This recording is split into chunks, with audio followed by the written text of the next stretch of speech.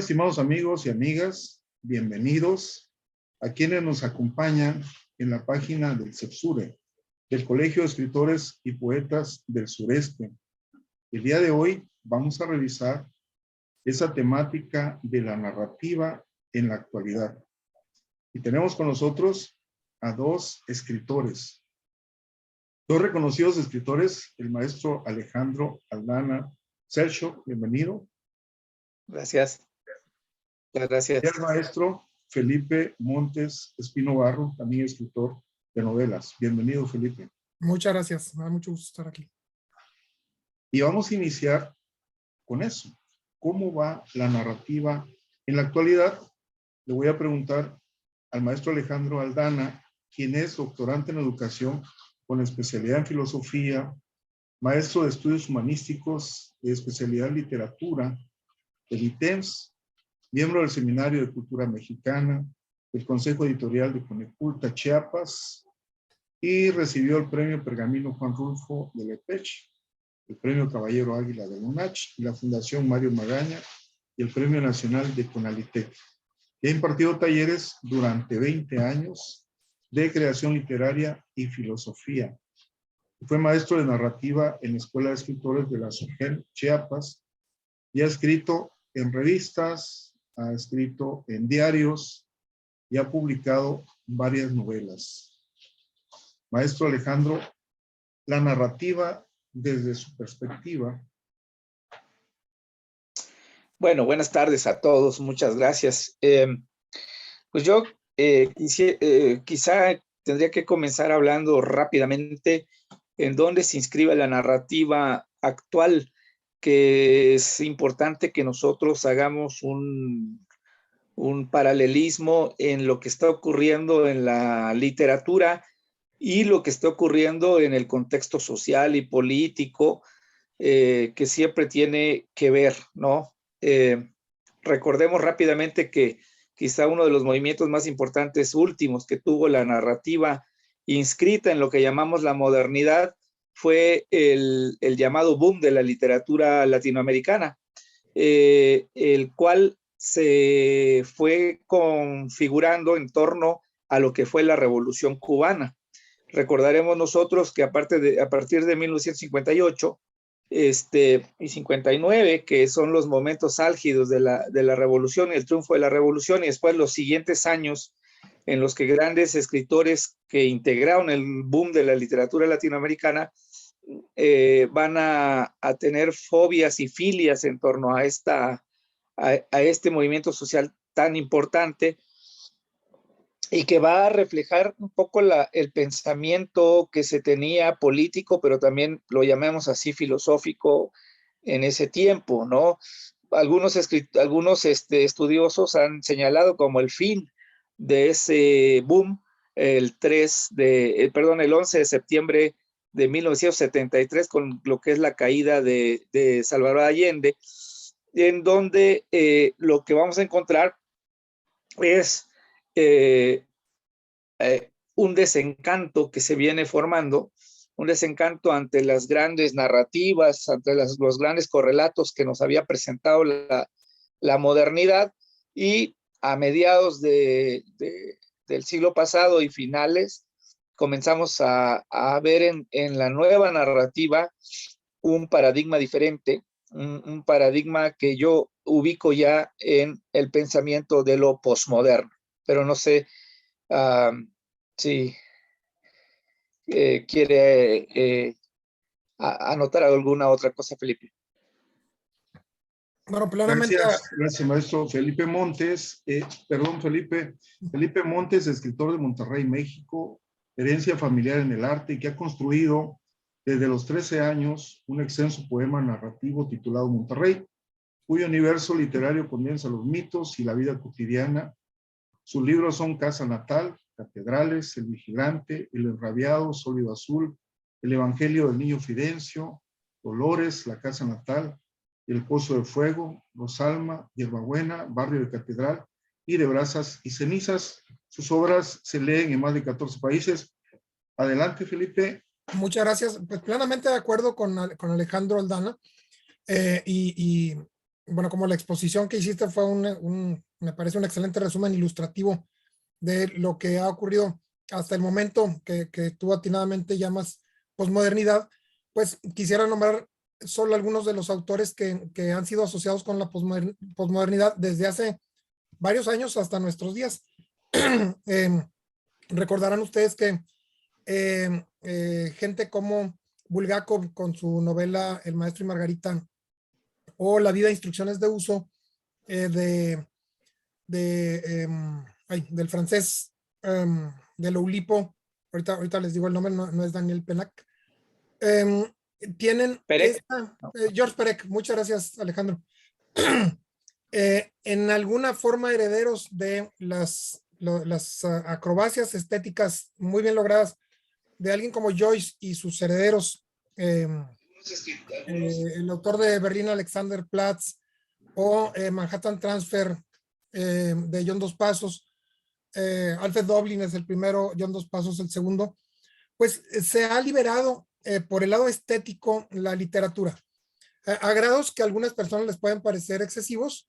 Algunos autores hicieron hace de 20 años para acá libros que estaban hechos exclusivamente de signos de puntuación, punto y coma, coma.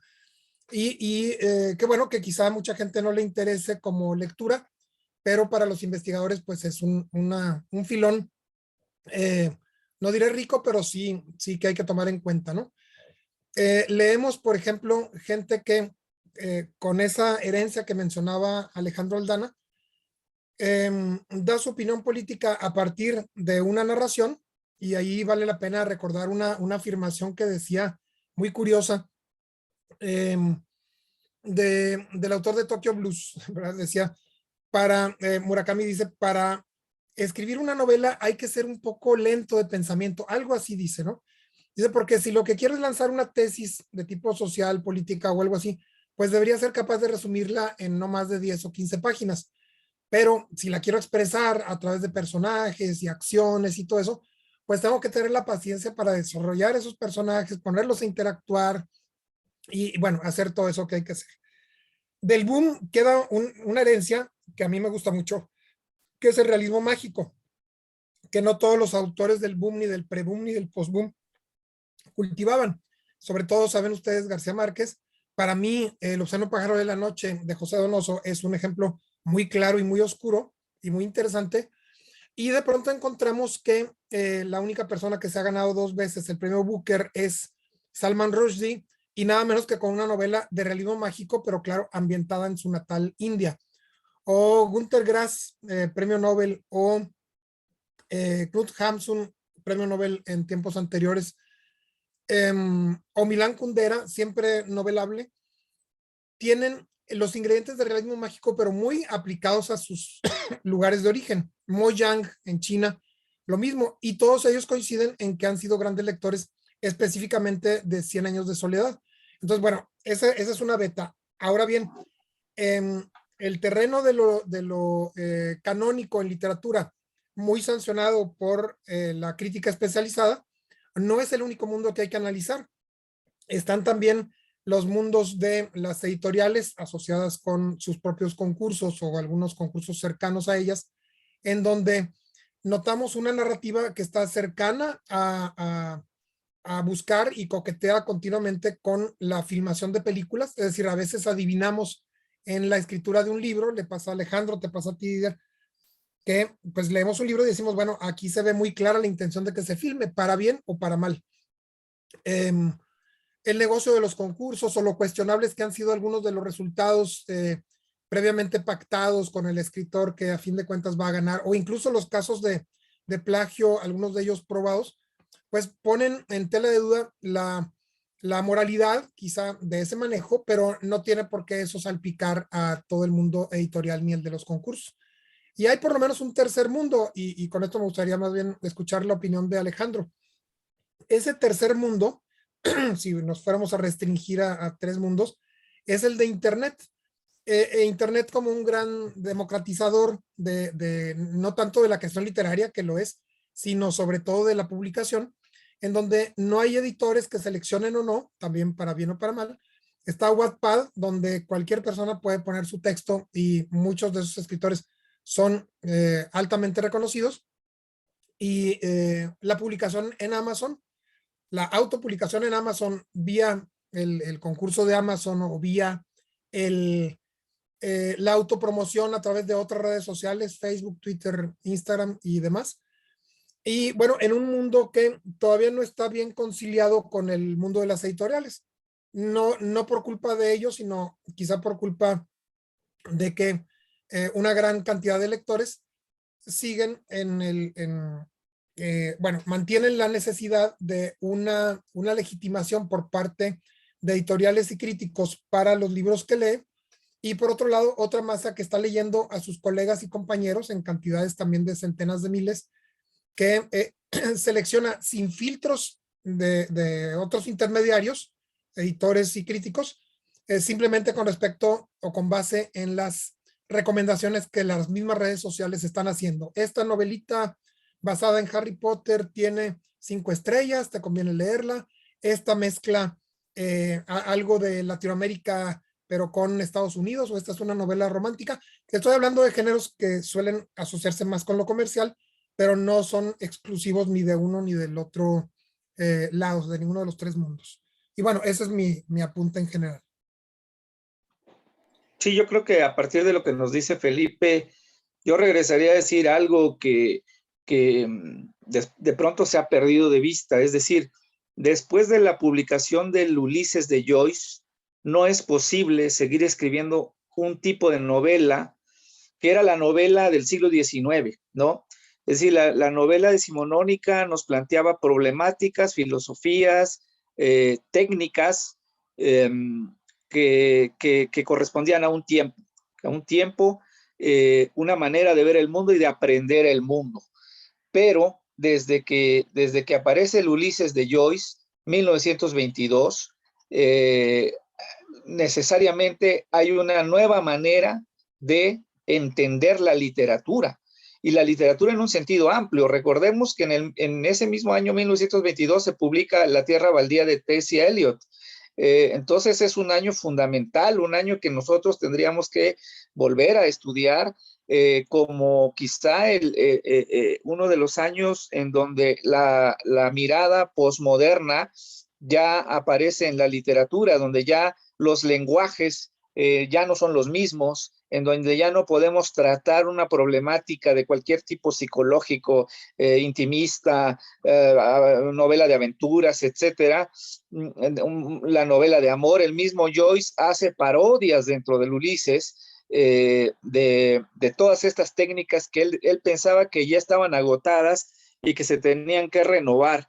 Y entonces, si bien la novela fue difícil, pues, para publicarla, luego difícil para el entender la novela, hoy sigue siendo una de las novelas más difíciles, quizás solo superada por el Finnegan's Wake del propio James Joyce, pero a partir de ahí, como bien lo dice Felipe, va a aparecer un número cada vez mayor de escritores que se van a inscribir como hijos, por llamarlo de alguna manera, de Joyce, ¿no? Y ahí va a venir toda la generación perdida de Estados Unidos que nos van a decir, como el Manhattan Transfer que nos mencionabas, que nos va a decir, podemos escribir desde diferentes ópticas, técnicas, y que van a recurrir a otros lenguajes que no son puramente literarios, ¿no? Si en algún momento se buscó la pureza del lenguaje y de las estructuras puramente literarias, si esto fuese posible,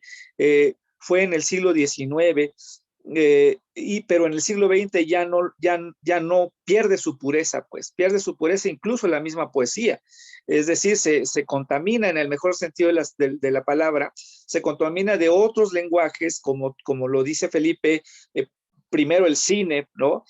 Con una técnica que es el montaje, ¿no? De Eisenstein, que aparece en las novelas y que aparece en el mismo Joyce, en el mismo Ulises, y que nos obliga a los lectores a leer de manera diferente. Es decir, el lector que se había formado con los cánones decimonónicos, de pronto se encontraba que era un analfabeto funcional en términos de narrativa porque no entendía lo que estaba leyendo, ya no entendía, y entonces decía, pero si yo puedo leer a Flaubert con gran, incluso disfrute de la lectura, ¿por qué ahora yo ya no puedo leer a Joyce o después a Perec o después incluso al mismo Roberto Bolaño? ¿Por qué se me dificulta? O César Aira, ¿por qué se me dificulta leerlo? Entonces ahí viene un poco un divorcio entre lectores y literatura, pero surge un nuevo tipo de lectores que buscan este tipo de novelas, es decir, un nuevo tipo de lectores que ya no quieren leer a Flaubert otra vez, o si van a visitar o revisitar a Flaubert, lo van a hacer desde esta mirada. ¿Sí? Parten de lo que están leyendo ahora y visitan a Tolstoy o visitan a Flaubert o a Dickens, pero con esta nueva mirada y necesariamente es una lectura diferente, ¿sí? Es otra manera de leer. Un poco como decir, los lectores del siglo XX y lectores que crecieron o que están siendo formados con esta nueva forma de lectura, esta nueva alfabetización, digamos, una alfabetización de nuevos lectores, de nuevos tipos de literatura del siglo XXI, nunca podrán leer a Flaubert como lo leyó un lector del siglo XIX, digamos, no va a tener esa experiencia lectora como la tuvo ese que fue a comprar en el siglo XIX su tomo de Emma Bovary, y por primera vez lo leyó y todo lo que sintió y todo lo que le trajo a la mente, no lo puede tener el lector de este siglo XXI, y seguro la novela va a ser otra novela, ¿no? Entonces, es otra experiencia lectora. Y yo creo que ahí se está inscribiendo el cómo escribimos hoy las novelas. Un grave error que puede hacer un escritor hoy es querer emular al siglo XIX como calca, ¿no? O sea, volver a escribir Nuestra Señora de París, ¿no? Con la técnica de Víctor Hugo, porque hoy ya el tiempo es otro y las estructuras, los lenguajes y la forma de ver el mundo también ha cambiado.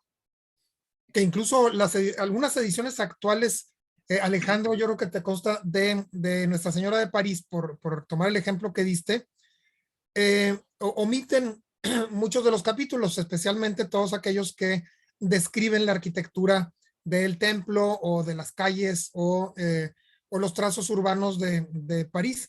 Y es interesante porque esa adaptación no es gratuita, se hace en función de un gusto distinto por parte de los lectores, como bien decías.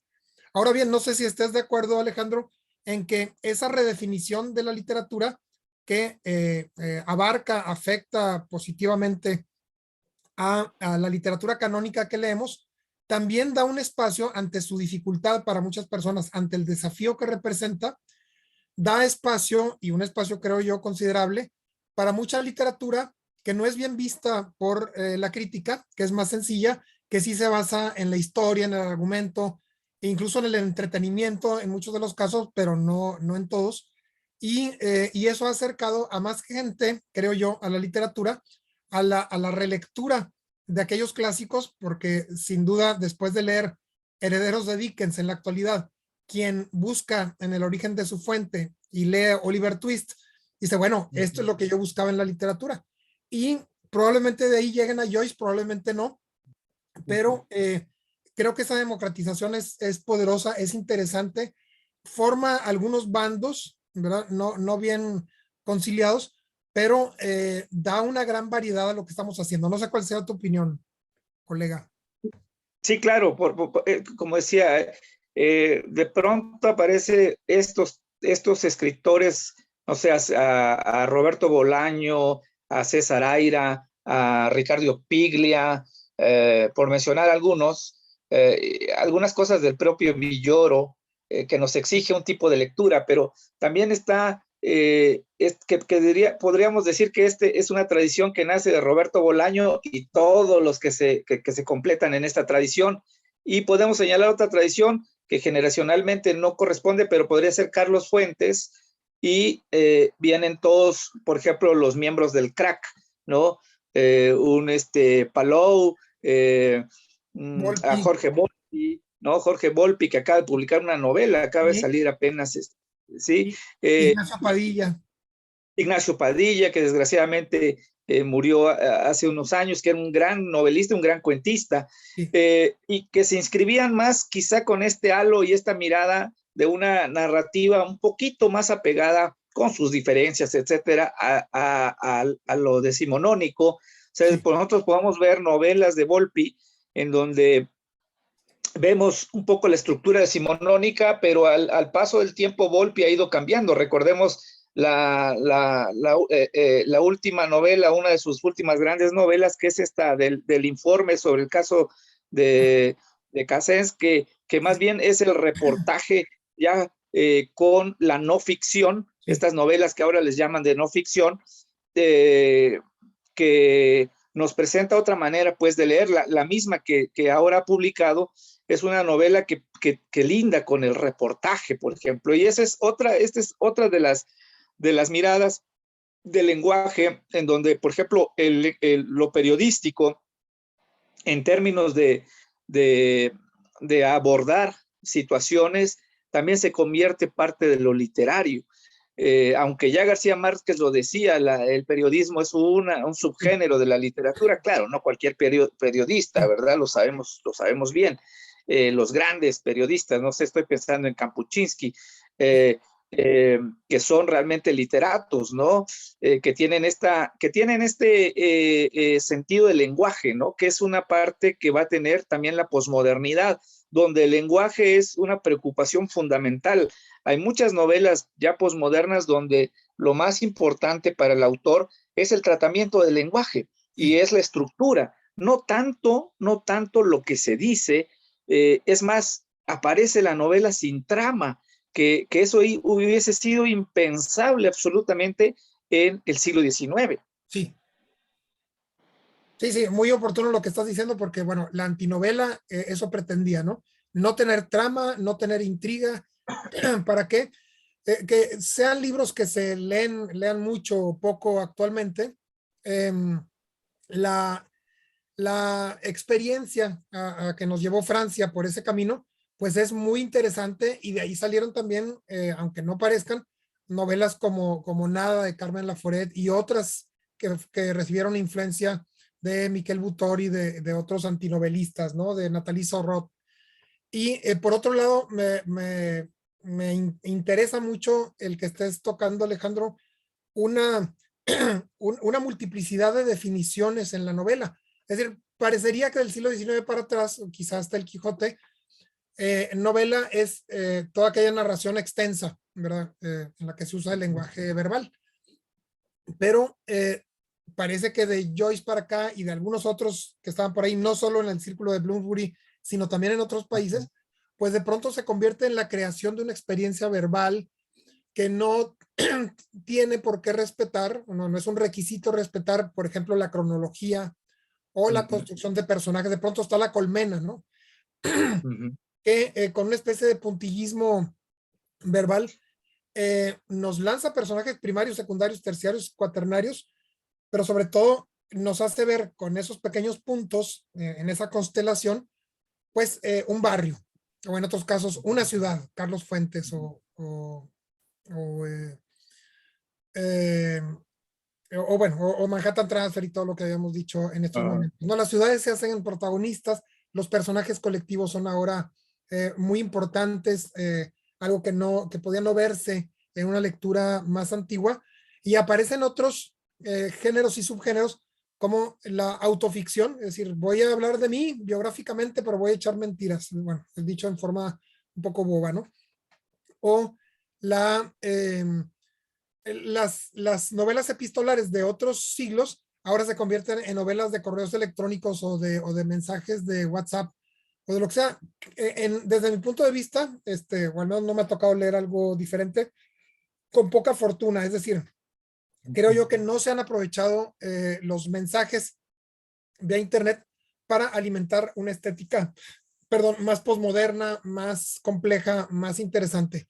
Y a la vez, creo yo que algunos de los, llamémosles excesos o aventuras que muchos escritores han tenido con el lenguaje, pues ha albergado, ya no me voy a referir a toda esa masa de literatura más fácil de leer que abunda en Internet, en Wattpad, sino a cierta literatura con éxito comercial en Italia, en España, por ejemplo, en que se narran historias familiares o se narra la vida de una persona, de una mujer que ha sufrido, de un hombre que perdió el trabajo y el público lo agradece mucho. Es decir, podríamos decir que el canon literario para los críticos se compone de las novelas que, al menos en español, publica Anagrama o Alfaguara o Tusquets o Era o Fondo de Cultura Económica, bueno, y muchos sellos más por ahí, Seix Barral, por ejemplo, ¿no? Pero también hay ciertos sellos que ahora pues pertenecen a las mismas grandes empresas que se dedican, pues, si no a hacer servicio al cliente directamente, sí a complacer a las masas, a las masas lectoras, muy importante, con cierto tipo de literatura que conmueve, que emociona, que no es mala literatura, pero que la crítica generalmente no respeta tanto. Ujú. Exacto, entonces en términos comerciales sí siempre todavía se va preservando por ejemplo, Julio Verne, ¿no? Que se han hecho reediciones muy recientes de todo Julio Verne, y se hacen porque se venden, ¿no? O sea, una editorial no va a aventurarse en términos económicos con un autor si no tiene la seguridad de la venta. Y quizás señalar, por ejemplo, en tanto que fue el boom y después el post-boom, vamos a ver que empieza a haber una separación entre lo que los escritores del boom consideraban que era la novela y lo que los escritores del post-boom empiezan a considerar que es otra mirada, ¿sí? Ahí vemos un diálogo, una relación dialógica, en que hay puntos de concordancia y puntos de alejamiento, y va a llegar el momento que, por ejemplo, Bolaño va a decir que hemos llegado al final del camino en términos en términos de lectores, pero para un escritor hemos llegado a un punto donde lo que se abre ante nuestros pies es el abismo, dice, ¿no? Entonces, es importante lo que va señalando en estos términos del abismo. Nosotros tendríamos que pensar a qué se refería con el abismo, ¿no? Es sin duda que Bolaño es un escritor que vamos a inscribir en una nueva tradición de lo que es la literatura, ¿no? Por ejemplo, señalabas El obsceno pájaro de la noche, de José Donoso, que es una extraordinaria novela del boom, oscura, quizá adentro de otro paradigma estético, sin lugar a duda. Un paradigma que costó mucho trabajo, ¿no? Que cuando primero costó mucho trabajo publicarse, ¿no? Carmen Bancells creo que lo rechazó 11 veces y finalmente se logra publicar. Y es una novela que en su tiempo quizás no fue tan apreciada, sino hasta que aparecen estos nuevos escritores y estos nuevos lectores que hoy leen con gran placer El obsceno pájaro de la noche, pero que se vuelve una novela de culto, ¿no? Digamos, no es 100 años de soledad, que es una novela magnífica también, técnicamente, etcétera, pero es una novela que se convirtió en una novela de las masas, ¿no? Que vendió muchísimo, a pesar de su complejidad, porque no es una novela fácil, es una novela compleja, en términos de lenguaje, estructuras, etcétera, es compleja. 100 años de soledad, pues tiene un pie en un tiempo y el otro pie está entrando digamos que tiene un pie en la modernidad y otro pie en la posmodernidad, y está ahí un poco como lo dicen algunos críticos. Entonces, el escritor hoy se va a encontrar pues a una hay que hacer una revaloración de la historia de la novela, Sí. ¿no? Para que podamos entender por qué la novela no se murió como tanto se dijo en el siglo XX, ¿no? Se vaticinó tanto su muerte que, como dicen, el que tanto se despide, ¿no? No se quiere ir. Entonces la novela tuvo muchos enterradores, muchísimos enterradores, y resulta que la novela hoy está más viva que nunca, ¿no? Sí. Creo que por la libertad que ofrece, ¿no crees, Alejandro?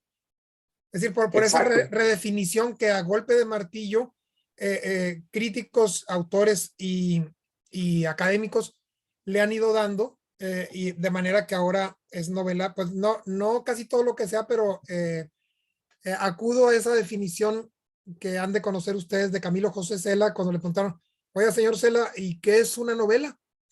Y ya ven como que a mucha gente no le queda bien por su tipo de respuesta, ¿no?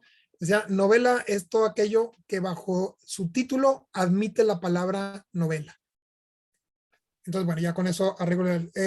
Tengo el gusto de decirles que del lado de acá de los libreros he estado haciendo una colección de las grandes novelas en español, desde La Lozana Andaluza y El Quijote y El Abencerraje, hasta obras conocidas como comerciales como el Nombre del Viento bueno, y Bolaño y algunos otros que están ya acá abajo. Están en orden cronológico. Y lo que he sacado hasta ahora, que he leído menos del 20% de ellas, es que hay una robustez, hay una herencia en la novela en español que se va aprovechando y a la vez hay grandes importadores. Por ejemplo, se me ocurre ahorita recordar los grandes elogios que Onetti hacía de las novelas de Faulkner y García Márquez también, de las novelas de Faulkner, y Juan Rulfo también, Juan Rulfo de Hamsun. Entonces tenemos, creo yo, que dos grandes aparatos importadores que no solo se dedican a importar, por supuesto, que son la influencia estadounidense de los autores estadounidenses sobre autores latinoamericanos y españoles, y por otro lado, influencia de europeos no españoles sobre españoles y sobre todo argentinos y uruguayos. Sábato, Borges y Cortázar creo que también son ejemplos de esto. Argentina y Uruguay creo que se distinguen mucho por investigar en otras lenguas, ¿no? Y por otro lado, venía la novela de la tierra, la novela indigenista, con una famosa discusión entre Cortázar y creo que de la Cuadra, no estoy bien seguro, creo que no, en que Arguedas. Arguedas, muchísimas gracias, Alejandro, admirable siempre. Entre Arguedas, por un lado, el suicida Arguedas, Así es. ¿verdad? Y defendiendo él las raíces, pero mucha gente diría, no, pues las raíces ya pasaron, ya eso huele a tierra y todo eso. Y Cortázar defendiendo pues la modernidad, si no es que la posmodernidad. Sin embargo, años después, Cortázar matizó mucho, Arguedas creo que no tuvo la oportunidad, e incluso hay un comentario curioso, otra curiosidad, esta vez de Cortázar, que dijo que él estaba encantado leyendo a Horacio Quiroga y que tenía muchas ganas y estaba a punto de emprender el proyecto de, digamos, tallerear, corregir, modificar, hacer más estéticos o más a su estética muchos cuentos de Quiroga. Y luego concluyó que eso era una tontería. Hubiera sido interesante, creo, tener esas versiones, pero dijo que era una falta de respeto y bueno, se ve o quiero leer yo ahí un respeto profundo por un escritor de vida trágica, de narrativa trágica, y siempre en su vida y en su obra arraigado a las tierras del Cono Sur. Entonces, creo yo que muchas de las discusiones que se hacen entre los fanáticos de los equipos de fútbol no las tienen los integrantes de los equipos, ¿verdad? Es una cuestión más bien de seguidores, de fanáticos, ¿no? Y por eso a mí me gustaría, y si me lo permites, Alejandro, nada más decir que si alguien nos está escuchando elogiando a ciertos autores, los que Alejandro ha preferido, los que yo he preferido, los que conocemos los dos, que no quisiera yo que se quedara con la impresión de que novela es solo lo que nosotros decimos o lo que nosotros seleccionamos, sino que si alguien quiere aventurarse en la novela, el cuento, la poesía o cualquier género que se le ocurra, que primero lo haga y luego vea qué es lo que le salió, que no lea primero las definiciones para luego hacer algo para atender a esas definiciones. No sé qué opinas al respecto, Alejandro Aldana. Sí, claro. Finalmente el escritor es una antena repetidora de su tiempo, ¿no? En la medida que nosotros leemos y conocemos discursividades de diferentes países, nos convertimos en un eco. Es decir, hemos leído el Ulises todos, aunque no lo hayamos leído, ¿sí? Hemos leído el Quijote todos, aunque no lo hayamos leído, ¿sí? Son estas grandes novelas que tienen esa capacidad, ¿no? Decir, la Ilíada y la Odisea está en nuestra sangre profundamente, ¿sí? Aunque no las hayamos leído. Es decir, logran esa resonancia cultural que ya va formando parte de nuestras vidas. Claro, es mejor leerlas, ¿no? No en mal de Joyce recrea a la Odisea en su gran novela Ulises, ¿sí? Es decir, porque está presente, ¿no? Porque los griegos están tan presentes en nosotros como otras tradiciones, y eso hay que agradecerlo. Sí. Como bien decías, Felipe, por ejemplo, Netti, que es otro personaje que podríamos hablar horas de él, ¿verdad? Sí. Él tenía la mirada muy puesta, por ejemplo, en Faulkner, y tendríamos que decir que Faulkner merece que lo ingresemos a la lengua española, ¿no? Que lo ingresemos como un miembro de número, porque su influencia es tal que no podríamos explicarnos nosotros solo por mencionar un movimiento literario tan importante como el boom sin la presencia de Faulkner. Sí. Es decir, Faulkner está, por ejemplo, Faulkner le gustaba incluso a Borges, ¿no? Sí, Recordemos que, claro, Borges traduce Las palmeras salvajes y gusta de Faulkner. Borges en un momento dado dice, si me dijeran que solo tengo chance de llevarme 2 libros a la isla, yo me llevaría Ulises y Finnegan's Wake, y con eso me la paso muy bien. Con un solo autor tuvo. Y lo dijo por encima de Shakespeare, que eso ya es decir muchísimo. Sí, sí. Sí, no sé qué opines de otros bichos raros, digamos, que no pertenecen claramente a alguna generación o movimiento. Los dos mexicanos, Fernando del Paso y Salvador Elizondo, por otro lado. ¿Cómo los catalogas? ¿Cómo los ves tú dentro de esta constelación? Extraordinarios. En el caso de Fernando del Paso, pues es uno de los más grandes, ¿no? Tiene, para decir, la novela menos canónica en el sentido de lo que estamos hablando, pero es canónica en el sentido de que hay que leerla, es Palinuro de México. Palinuro de México. Muchos han dicho que es el Ulises mexicano, ¿no? Sí. Es decir, es una verdadera tour de force, ¿no? Ese es un verdadero, una verdadera aventura del lenguaje, de la palabra, ¿sí? Ahí vemos a un Fernando del Paso abarcador, y tiene la novela híbrida, que es lo que hemos estado platicando, ¿no? Esta novela que se convierte en un híbrido en donde caben todas las cosas, y ahí encontramos teatro, encontramos poesía, encontramos relato, y encontramos periodismo, etcétera. O sea, ahí está todo, ¿no? Y en el caso de Salvador Elizondo, pues que es una rara avis de nuestra literatura, desgraciadamente no tan leído como Carlos Fuentes. Esto no quiere decir que Carlos Fuentes sea mal escritor, porque luego se malinterpretan las cosas. Creo que Fuentes tiene una obra tan grande que da para todo, ¿no? Es tan irregular que tiene de todo. Tiene novelas muy malas y tiene novelas extraordinarias como Terra Nostra, Sí, de acuerdo. para señalar nada más una. Y el caso de Elizondo, pues Farabov, que es una novela extraordinaria que totalmente está separada de la tradición decimonónica, ¿no? Tenemos una novela que nos cuenta la eternidad de un instante, ¿no? Sí. Ya desde ahí, pues nos está diciendo por dónde va ese proyecto narrativo impresionante que es Salvador Elizondo. Sí. Y bueno, uno de nuestros escritores en lengua española, más premiados, más leídos, más apreciados, y muy queridos y también controversiales, es Mario Vargas Llosa. Y aquí me quiero acordar, Alejandro, de cuánto admira Vargas Llosa, específicamente a Madame Bovary, ¿verdad? Y de ahí sale su ensayo célebre, La orgía perpetua. Y por otro lado, cuánto admira y cuida a Onetti, quien a su vez, como ya dijimos, admiraba a Faulkner, ¿no? Entonces me encanta cómo Vargas Llosa tiene sus, yo creo que 7 u 8 grandes influencias, al menos las que él reconoce. Y uno es un francés con una novela hecha con filigrana, que es Madame Bovary, y con un amor por su lengua profundo, y la cual me imagino que es un reto traducir a nuestra lengua y a otras. Y por otro lado, la admiración que le tenía al callado de Onetti, ¿no?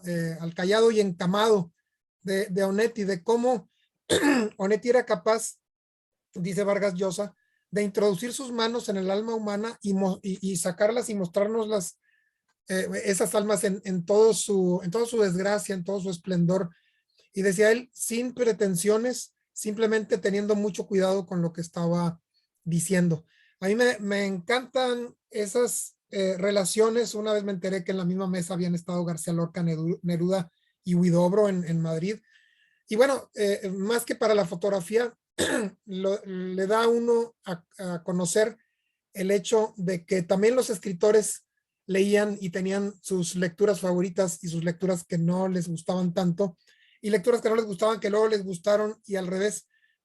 Y eso me parece muy rico. El caso de Vargas Llosa como un faro que está muy al pendiente de lo que ha ocurrido. Quizá no esté tan actualizado por el enorme volumen de textos que habría que leer, pero que ha sido un hombre señero que nos ha dado diagnósticos, remedios y grandes avenidas para quienes vienen detrás de él.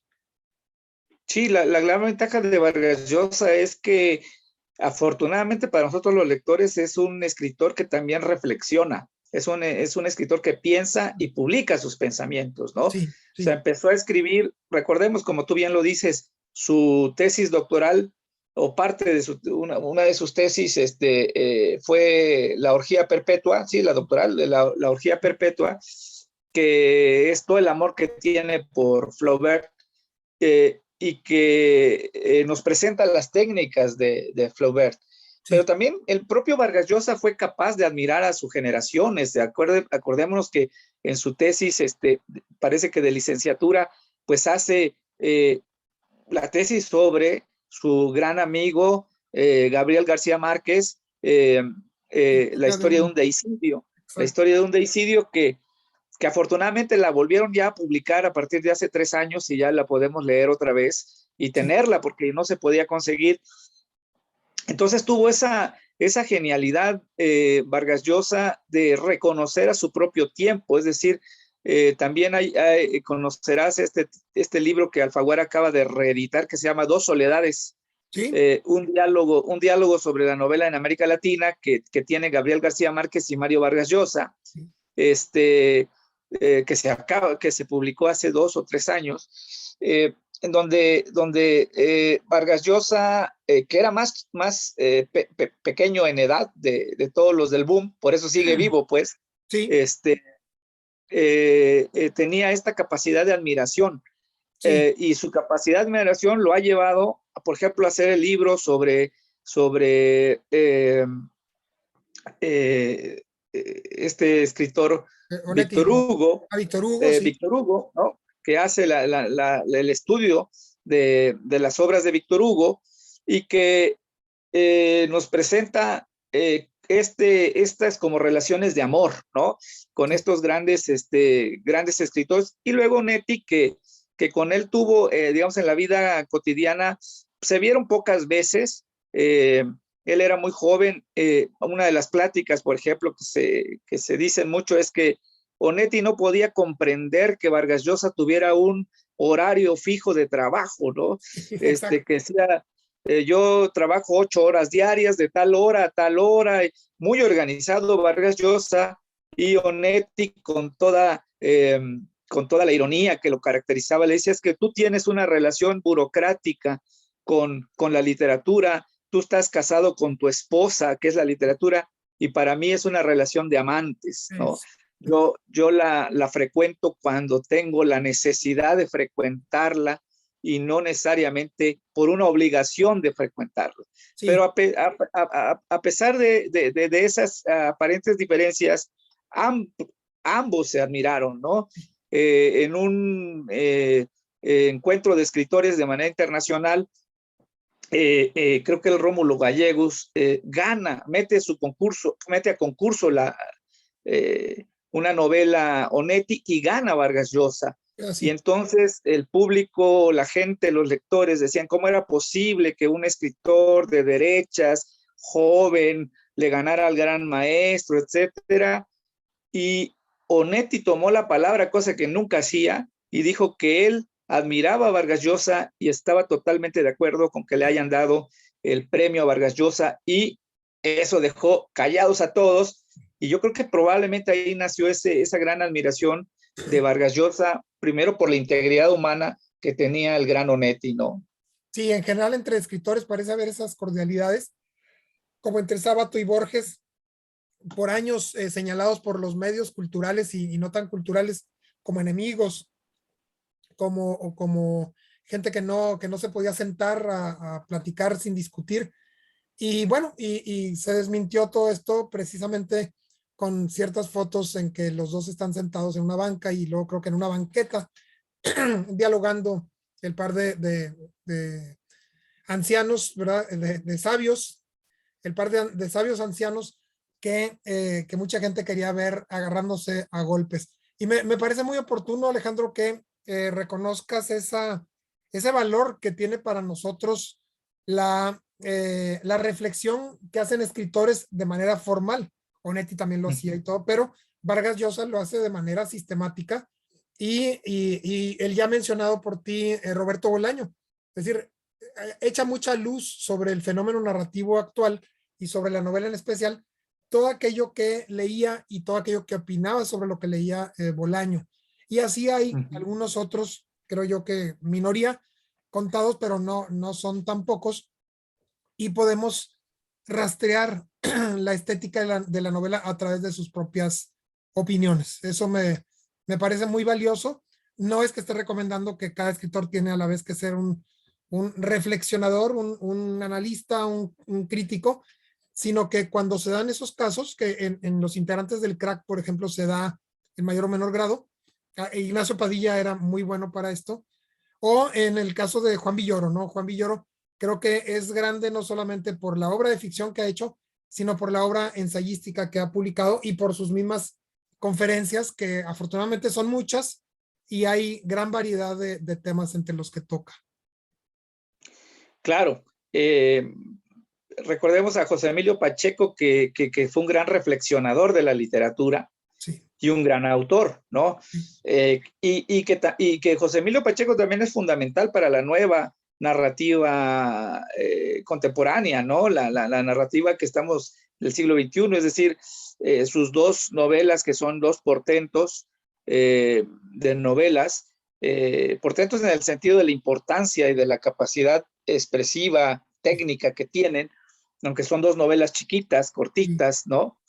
Pero es fundamental. Quizá en otro sector es Salvador Elizondo, un autor menos conocido, menos leído, pero con una importancia fundamental para que nosotros tengamos una mirada diferente de lo que es la novela. Sí.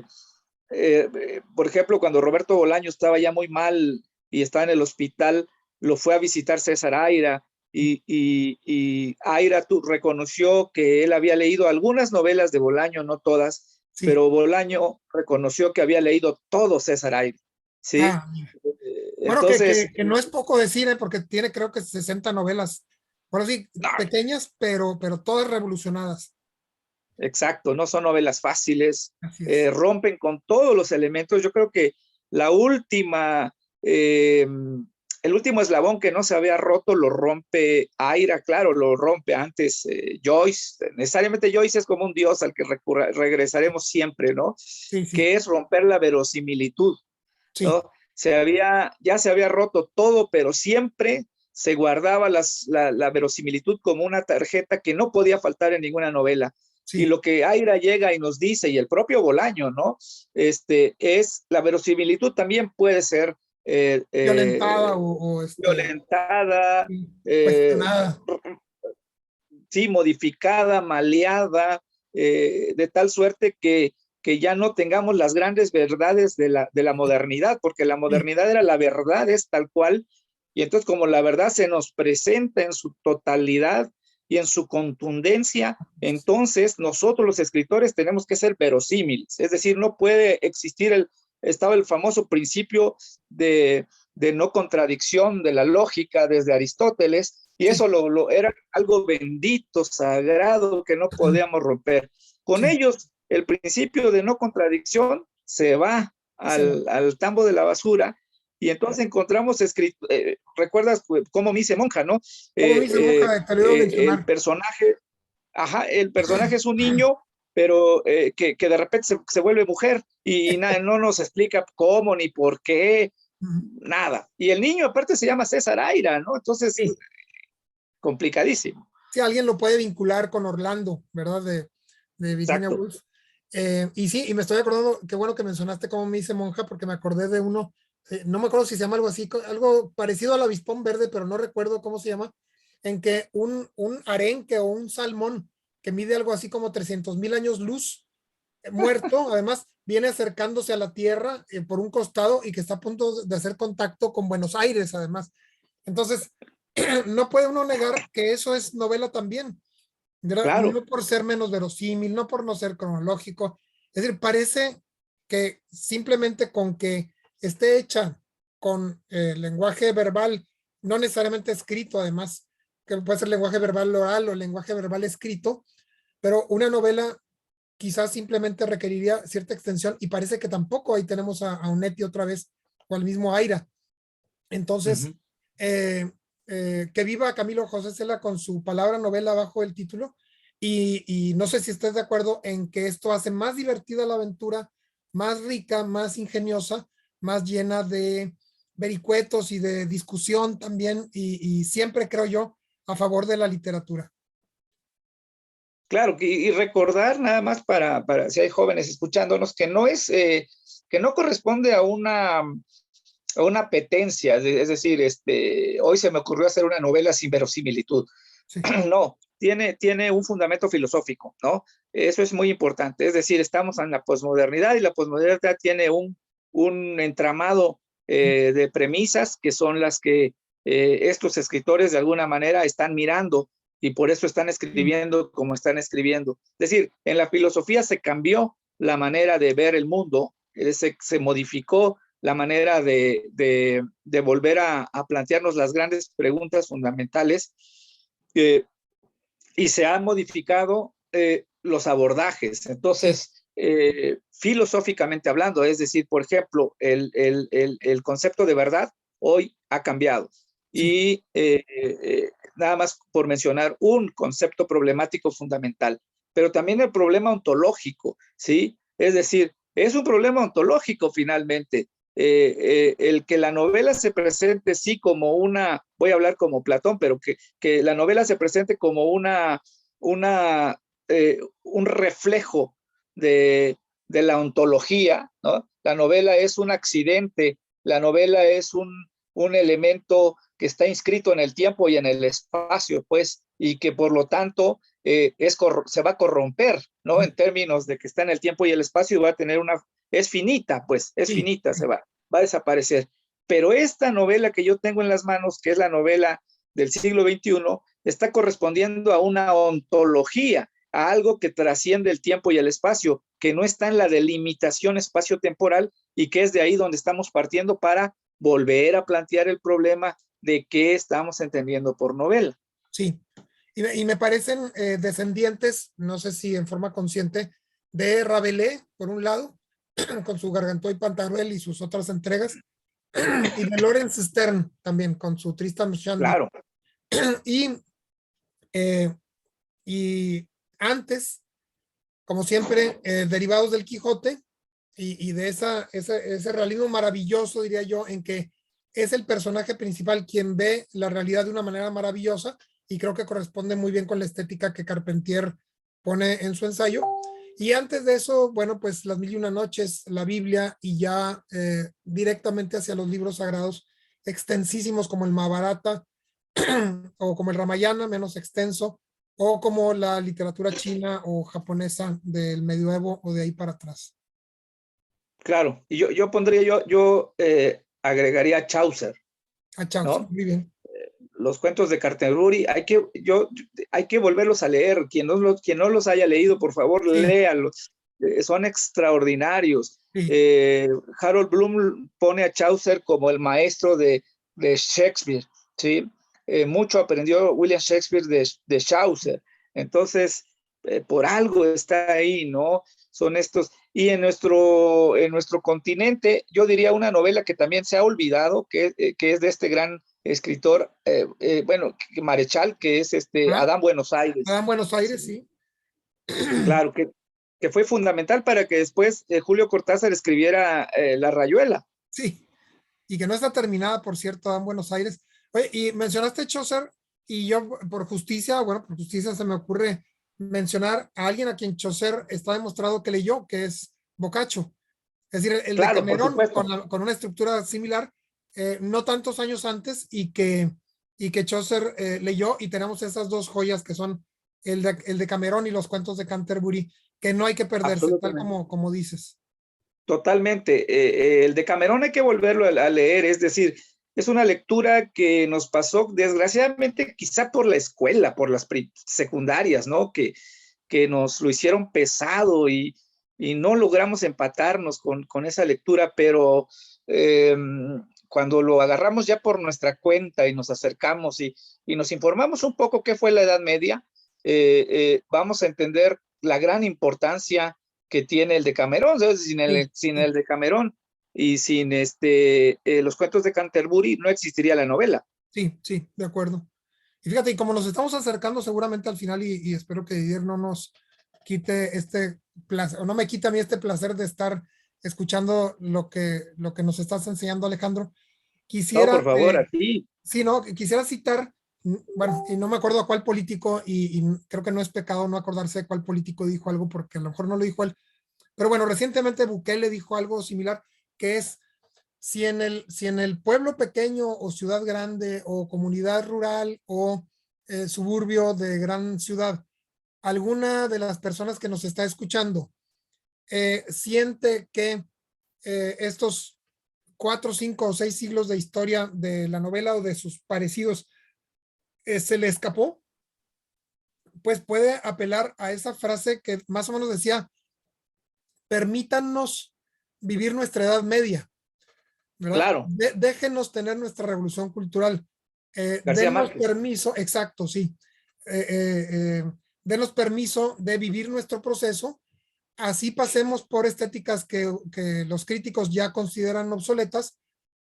No está mal que un niño o una niña en su primaria, un anciano en su asilo, un enfermo, una mujer con alguna enfermedad terminal o con una soledad que no soporta, se ponga a hacer poesía rimada, novelas románticas o lo que quiera, porque todo eso es parte también del enorme caudal que decía Fuentes también con mucha gracia, que consideraba que en español solo se estaba haciendo una gran novela, que era la colección de todas las novelas hechas en nuestra lengua.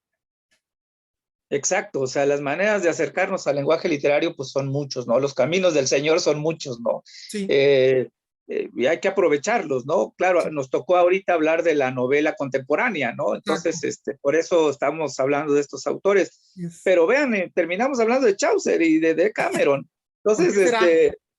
porque no hay nada más actual que los clásicos. Sí, de acuerdo. No hay nada más moderno que Homero.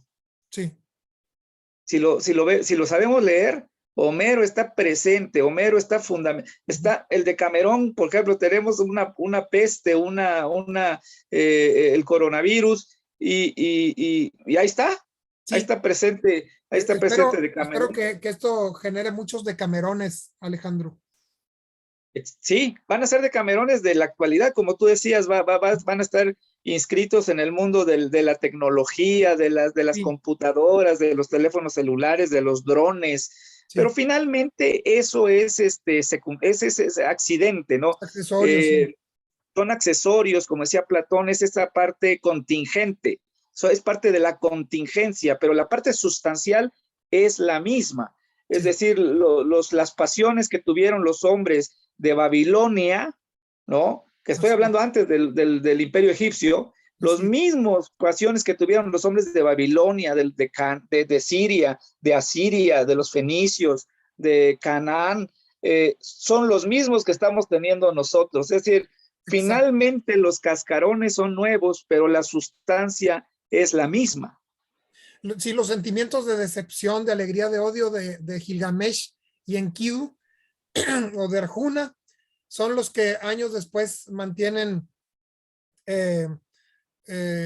Juan Preciado o Artemio Cruz o cualquiera de todos estos personajes que nos han hecho conmovernos. Es decir, parece que la literatura no avanza en el sentido en que la ciencia avanza acumulando conocimientos y estos se agregan a los anteriores, ¿no? Acá puede haber un genio como Dante hace 600 años y un genio como Bolaño en estos tiempos, ¿no? Y puede haber muchas calificaciones de lo que es un genio y alguien puede decir que no es un genio, alguien que otra persona sí califica así, pero no cabe duda de que la humanidad que tenemos dentro, la humanidad que somos, no ha tenido grandes cambios y afortunadamente se ha tenido muchas maneras distintas de expresarlo. Exacto. Quizá el mundo de la tecnología crece para afuera y el mundo del arte crece para adentro. Ah, qué bonito. Que con toda su carga profunda, pues. La tecnología evoluciona, ahí sí no hay duda, pues. El teléfono celular de hace 3 semanas es ya un cachivache que no sirve porque el nuevo tiene muchísimas más cosas. Sí. Afortunada y desafortunadamente la literatura es diferente, ¿no? Puede haber un Shakespeare en 1500, 1600 y esperar hasta la Edad Media para que aparezca quizás un Dante que se le pueda más o menos comparar. Y no en balde, Harold Bloom dice que Shakespeare, quizá exagerando un poco, es el creador de lo humano. Cuando él dice que Shakespeare es el creador de lo humano, lo que nos está diciendo es que en toda la obra de Shakespeare está todo lo humano, pero todo lo humano en el sentido sustancial, ¿no? Si se agarraban a golpes, o se enfrentaban con espadas, era un accidente que usaba espadas, después aparecen los trabucos y luego aparecen un tanque de guerra, pero se siguen peleando entre ellos por una pasión humana, ¿sí? Es lo mismo. Y lo mismo diríamos con todos estos libros sagrados que tú has mencionado, ¿no? Estos libros son sagrados en muchos sentidos, sagrados por su manera de ritual, de comunicarnos con lo sagrado alto que es Dios, pero también su sacralidad viene por el poder ser un libro sapiencial, que tiene toda esa posibilidad del conocimiento, del saber y la sabiduría, y que tiene todo lo humano. La Biblia, sin lugar a dudas, tiene todo, ¿sí? En la Biblia está todo. Sí, y me quedo muy impresionado con esa frase que dijiste, Alejandro, la tecnología crece hacia afuera, la literatura crece hacia adentro. Creo que a Bloom le hubiera gustado mucho esa frase y bueno, él amaba a Shakespeare y lo ponía como el dios de los escritores y no tardaron en llegar los defensores de otros grandes dioses, los de Cervantes, los de Dostoyevsky, los de Tolstoy, creo que básicamente, y los de Homero, ¿verdad? Que lo has mencionado con frecuencia en esta jornada maravillosa que Vivier nos da la oportunidad de experimentar. Feliz de escucharlos, Felipe. maestro Felipe Montes, maestro Alejandro Aldana, con esta temática de la narrativa en la actualidad, con este diálogo que han tenido y que mantiene también a quienes nos están viendo con ese buen sabor de boca de la literatura. Y agradecerles en nombre del Colegio de Escritores y Poetas del Sureste el que hayan estado en esta ocasión por este diálogo, y seguramente habrá otras oportunidades con otra temática porque tenemos mucho que aprender de ustedes. Les mandamos un abrazo. Igualmente. Y nuestro agradecimiento. Y nos vemos más tarde en esta feria, bueno, en este festival literario virtual, en homenaje al maestro José Falconi, a quien le mandamos un saludo. Sí. Y ahorita vamos a entrar con una mesa redonda de creación literaria de terror latinoamericano. Están invitados. Y nos Un vemos. gran abrazo para José Falconi, ¿verdad? A quien celebramos con todo esto y que sepa que nuestras palabras, acuerdos y desacuerdos están dedicados a él. Claro, con mucho gusto, Falconi, un abrazo grandote. Sí. Un saludarlos. Gracias Alejandro. Gracias, un abrazo. Hay que prolongar esta plática.